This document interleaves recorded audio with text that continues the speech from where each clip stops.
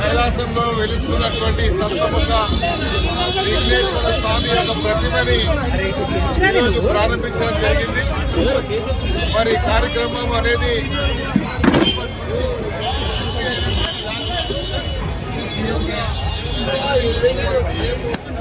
మరి విఘ్నేశ్వరుడు సప్తముఖ విఘ్నేశ్వర స్వామి ఏ రకంగా ఉన్నాడు అని చెప్పి ప్రదర్శించడానికి ఈరోజు ఒక ఫోటో రిలీజ్ చేయడం జరిగింది. ఈ కార్యక్రమం ఈ రోజు మొదలు పెట్టుకొని మరి వినాయక చవితి మొదలైనప్పటి నుండి నిమజ్జనం వరకు కూడా మరి ఈరోజు చాలామంది పాత్రికేయులు పొద్దున్న నుంచే ఉన్నారు.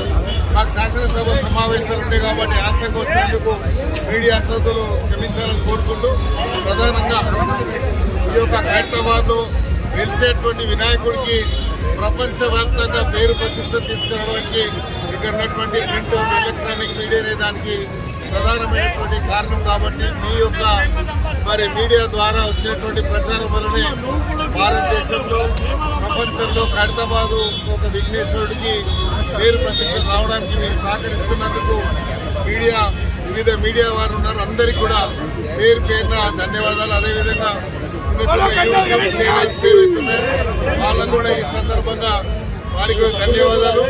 వినాయక చవితి శుభాకాంక్షలు అడ్వాన్స్గా.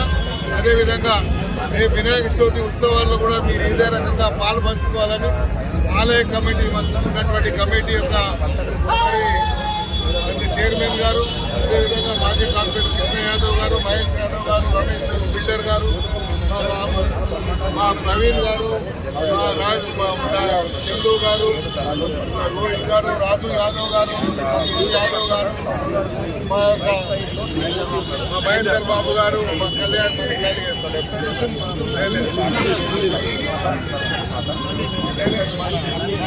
మల్లి గారు, రాజు గారు, చంద్రాధర్ యాదవ్ గారు, రాజు గారు, గారు, రాజు గారు, గారు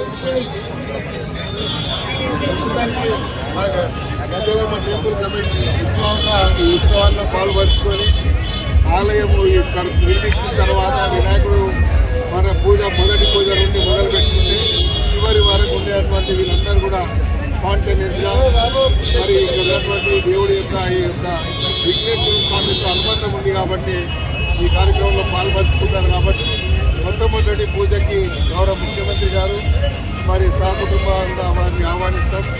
అదే రోజు సాయంత్రానికి గవర్నర్ గారిని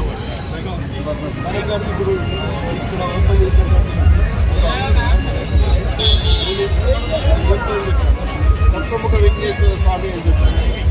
శక్తిముఖ విఘ్నేశ్వర స్వామి ఈరోజు హైదరాబాద్లో మేము ఏదైతే ఇక్కడ మొదలైంది దీన్ని ప్రారంభం. ఈ ప్రారంభ ఉత్సవంలోనే ఇంతమంది ఉన్నారు అంటే ఈ వినాయకుడి దగ్గర సేవ చేయడానికి ఎంతమంది ఉన్నారో చెప్పడానికి మీరు పొద్దున్న నుంచి కూడా అంటే ఈరోజు నేను పొద్దున్న 12:30 మరి దీనికి మరి దీని ఫోటో రిలీజ్ చేయాల్సిన అవసరం ఉండే కానీ అసెంబ్లీ సమావేశం వల్ల రాలేకపోయాం.